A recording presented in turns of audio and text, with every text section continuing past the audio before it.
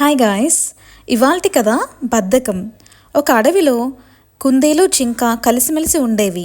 అందులో కుందేలు చాలా చురుకైనదని, జింకకు మాత్రం బద్ధకం ఎక్కువని జంతువులన్నీ అంటుండేవి. కానీ జింక మాత్రం ఆ మాటకు ఒప్పుకునేది కాదు. ఒకరోజు ఇదే మాట పైన జంతువుల మధ్య వాదన వచ్చి ఏనుగు మధ్యలో కల్పించుకుని జింకకు కుందేలకు ఒక పోటీ పెడతాను.